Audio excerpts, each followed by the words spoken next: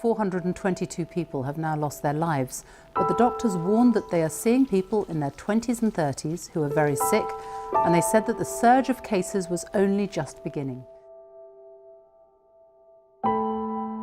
You must stay at home. You must stay at home. You must stay at home. You must stay at home.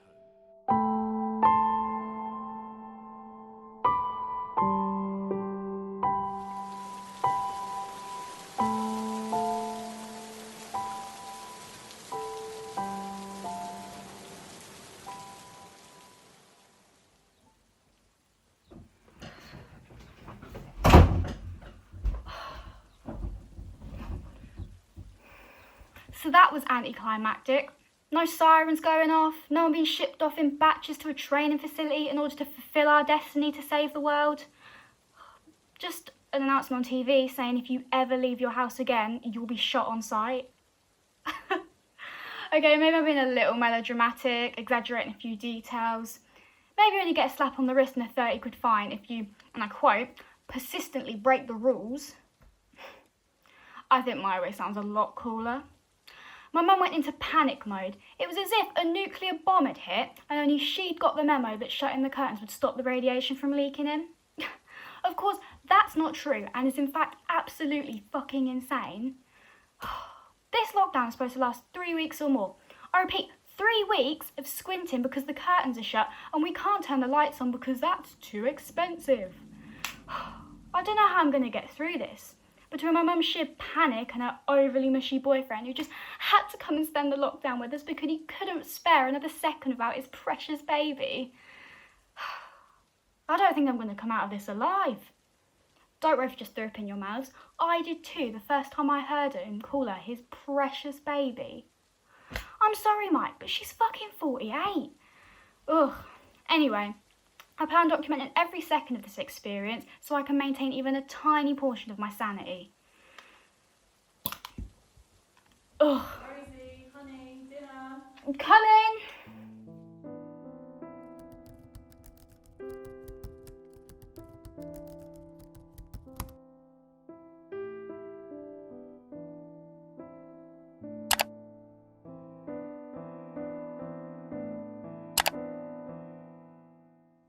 Told Mum that it was all a joke, that we called each other names and made fun of each other. And she believed me, of course. I was very convincing.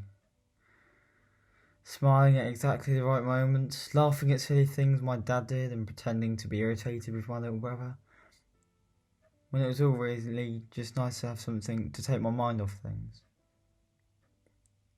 And then I go upstairs to my bedroom, close the door behind me. The mask slips off my face and my eyes well up. I think I'm pathetic for crying, for letting them get to me. I cried in front of them once and they didn't care. But what really hurts more is that I believe them. I hang on to each word like it's gospel, yet every word consumes me a little bit more. Gives them another piece of me to chill on and play with. I tried to show you that it didn't get to me, but it did, and they wore me down. Before the lockdown, I was able to get a few hours of rest, and I didn't have any of my classes with them, but now I'm at home, and so are they, armed with all their devices and social media, all anonymous. If I reported them, they'd make no accounts. I've tried to turn my phone on silent, to not look, but it's hard. They make public posts, and then I believe that I'm even more disgusting, stupid and worthless. Maybe I am.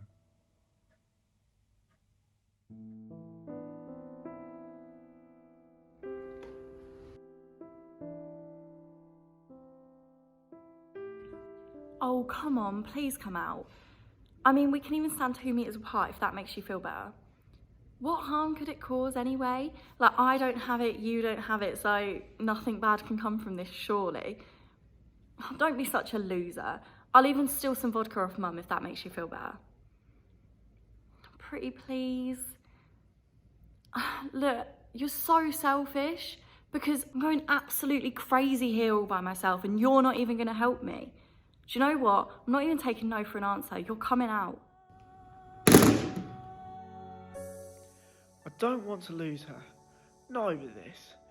But I can't go out. I miss her, but I miss you more, Mum. And if I go, I prolong us being apart. I'm worried about you, Mum. I'm really worried. What if you get it?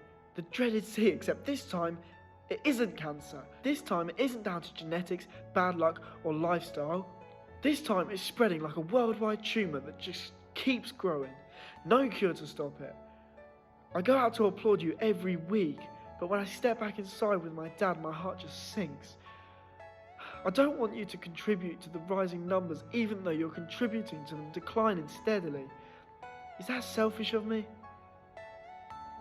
I just want you back home. Dad is trying to keep everything normal, but it certainly is not the same. He's not the same. Every time his phone rings with an unknown number, we just lock eyes in fear.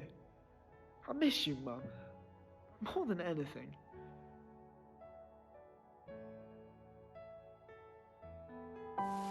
Mum and Mike are fighting, louder and more violent than usual. At first they were just picking at each other, with little comments here and there that they thought would go unnoticed by me.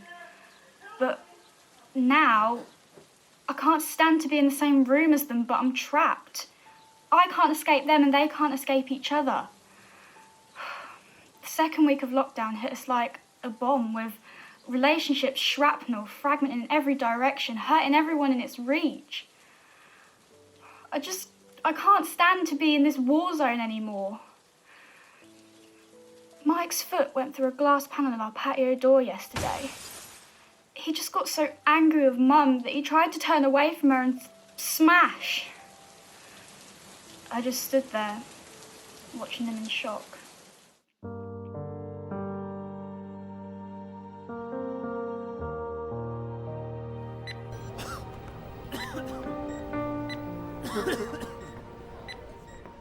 I miss you so much, but you know, this is for the best.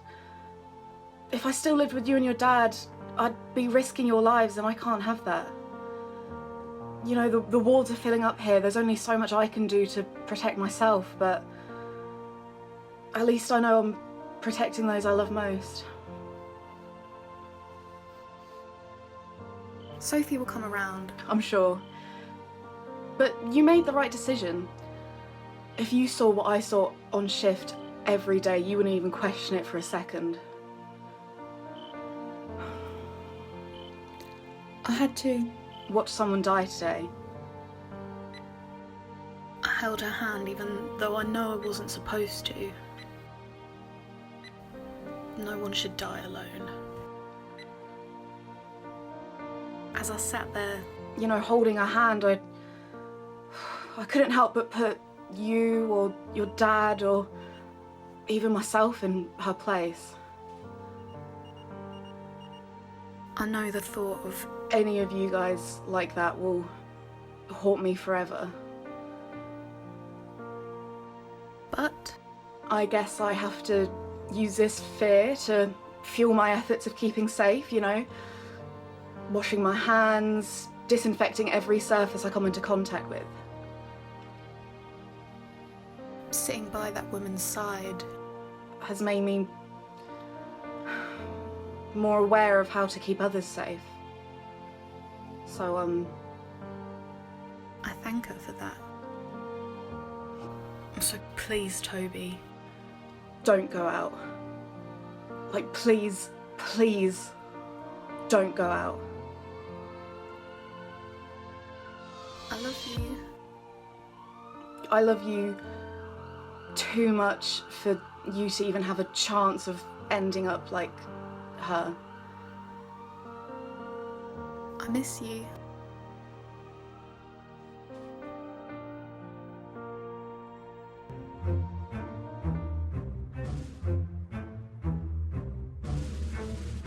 It's been a week since lockdown and I have cracked the source of the virus. We are all being infected by our mobile devices, and the only way to stop these signals from getting into our brains is to reflect them with metal.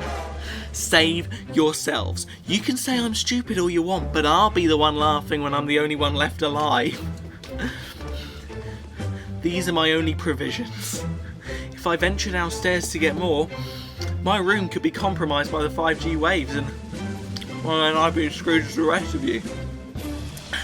For those of you that want to live, I'm selling my 5G defence equipment for the small fee of £25 per sheet, going up to £35 for a ready-made protection device for instant safety.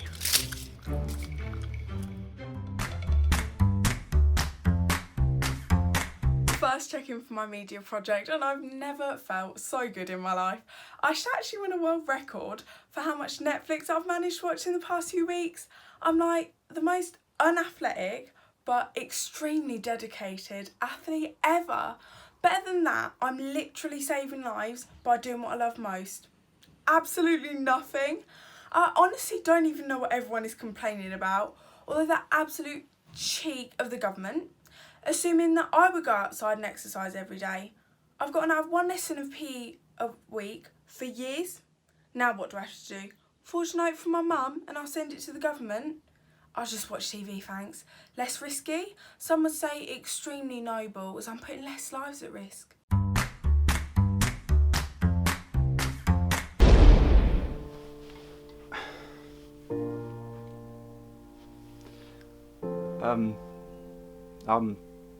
I'm sorry.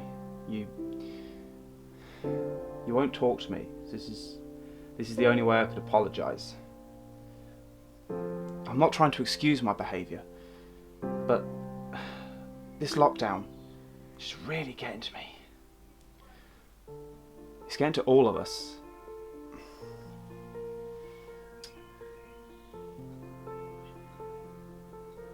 I'm not coping well with this. We've gone from seeing each other whenever we wanted and making it special to now being forced to be in the same room with each other all the time. I promise to try harder if you'll let me and meet me halfway. We can get through this. I hope you can forgive me. I love you.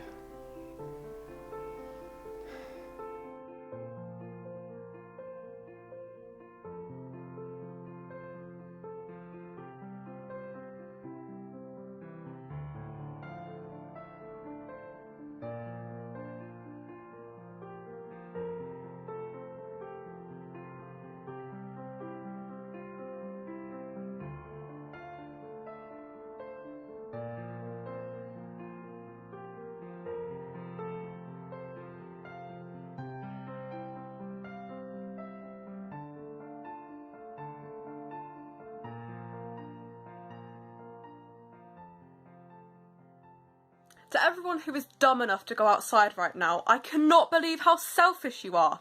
This might not affect you, but it could affect me, your mum, your nan, or even a stranger.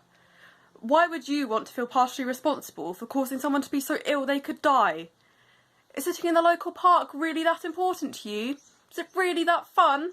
Is it worth more than your life?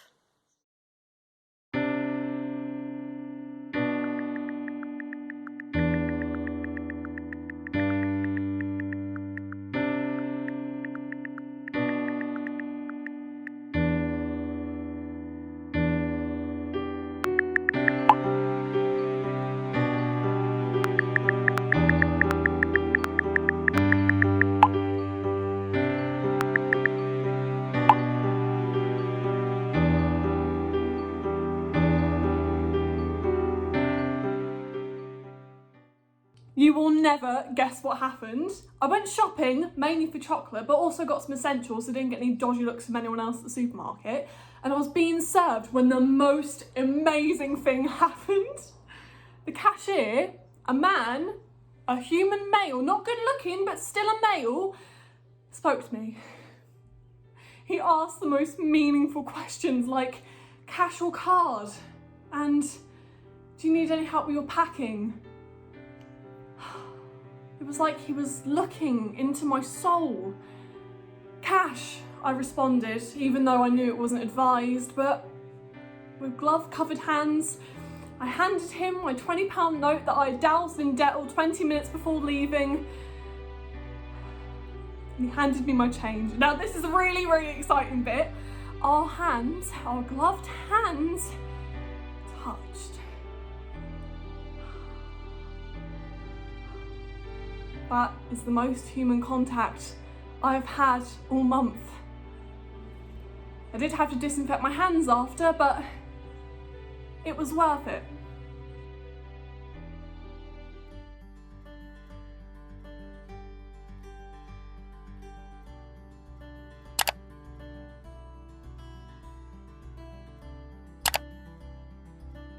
Your advice really helped.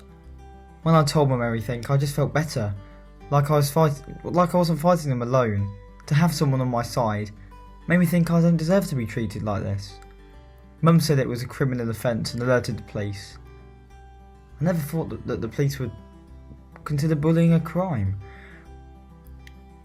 I just thought it was something most people went through, something for teachers to sort out. But now I don't have to hide behind my fake smiles and my bedroom door.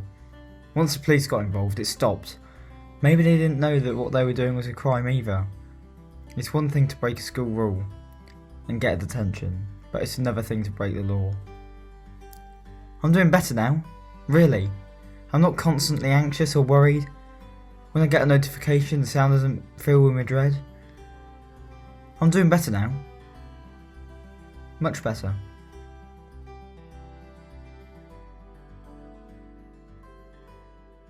I just want to say that I'm sorry. I'm sorry for putting other people in danger. I wasn't thinking. I mean, I was thinking, but only about myself. Every time I see the number of cases rise, I think, is that because of me? I didn't intend to cause anybody harm, but I was stupid and irresponsible.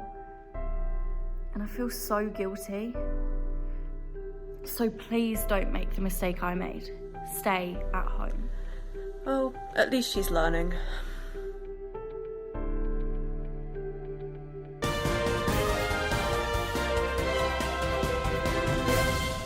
Today, we were with the Prime Minister live at 10 Downing Street for his announcement that lockdown has been lifted in all parts of the UK. This is a day of celebration for everyone. No I am way! Libby Burkett, and this was your update. Mum!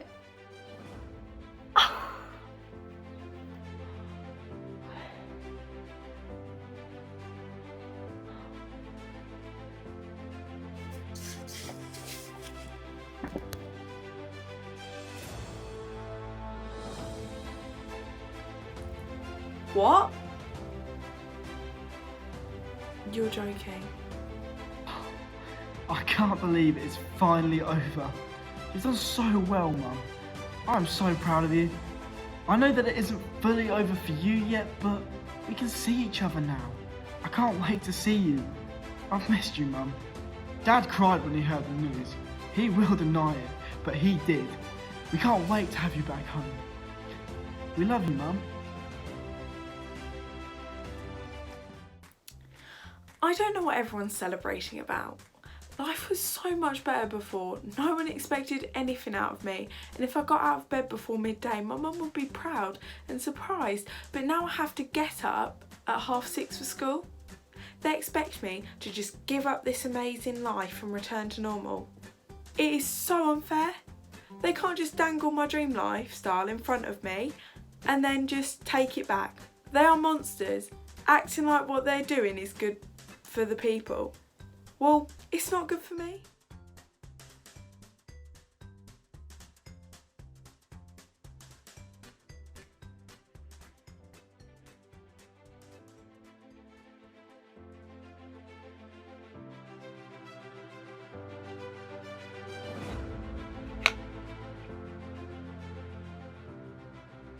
The atmosphere on the ward was like anything I'd seen before.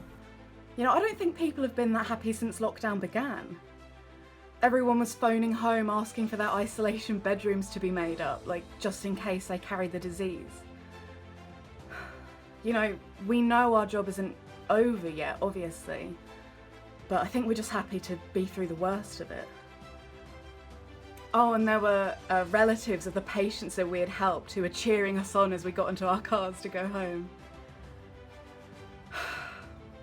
To finally go home. It's been so long. I can't wait to see you again, Toby. I love you.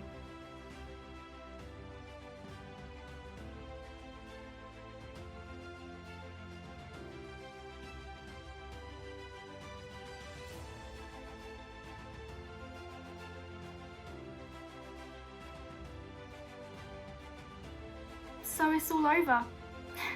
We're free. The curtains are back open and Mum and Mike are back to their overly mushy version of normal. Turns out it wasn't nearly as bad as I'd imagined.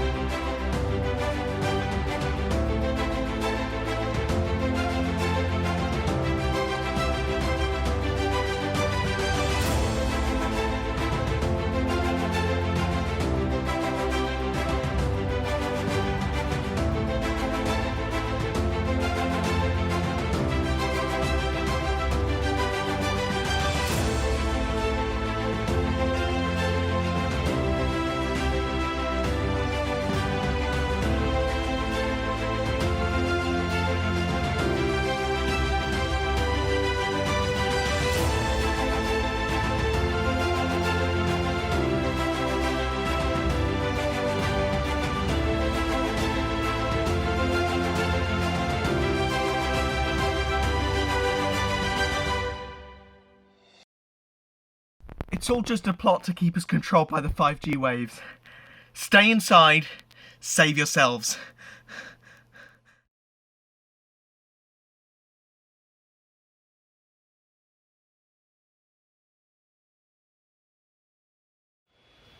Perfect! You can come out and mute and stop it and you're good.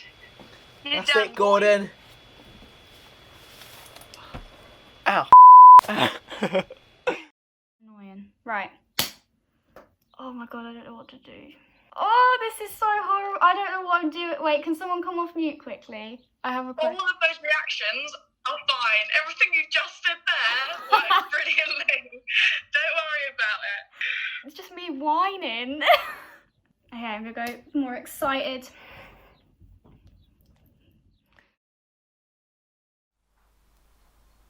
Hello.